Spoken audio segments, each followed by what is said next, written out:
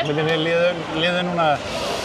Bara, ég geti ekki lýst þessu, maður er svona náttúrulega ekki búinn að meðtaka þetta, en bara fyrstu viðbrögð eftir leik var bara uppgefin og bara fór bara að grenja. Já, ég sá þegar það var flautað af hérna, sko, var bara alveg, sko, já, var ekki að svipurinn. trúa þessu. Þetta er svakalegt.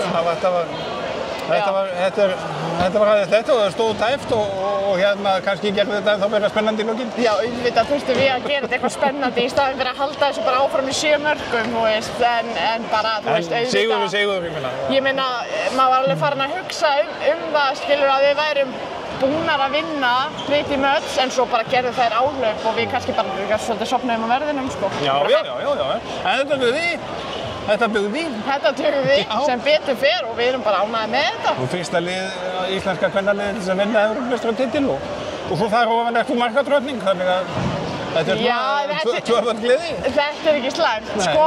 Þetta er bara, þetta sé ekki bara stærsti leikurinn sem allavega ég hef spilað á mínum ferli og útrúlega mikið bara lærdómur og reynsla og þú veist, og líka svona stýra einhvern veginn stressi, spennustigi, tilhlökkun, stýra þessu öllu rétt, það er alveg kúnst, sko.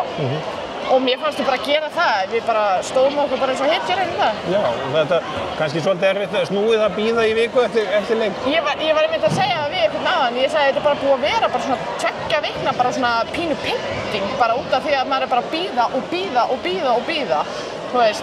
Það er einhvern veginn ekkert annað að hugsa maður er eitthvað að reyna að gleyma sér í vinnunni og eitthvað, en það gekk bara alveg hræðilega. En svo kemur uppskeran Ég er að segja það, auðvitað að borga þetta, sem skilurðu.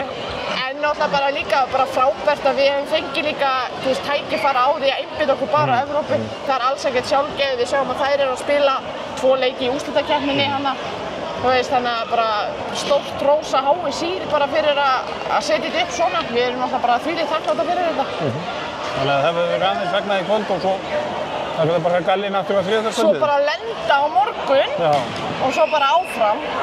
Þú veist, það er bara næsta verkefni. Já, það er bara úrslitakeppni. Já, ég meina það er bara gaman framundan.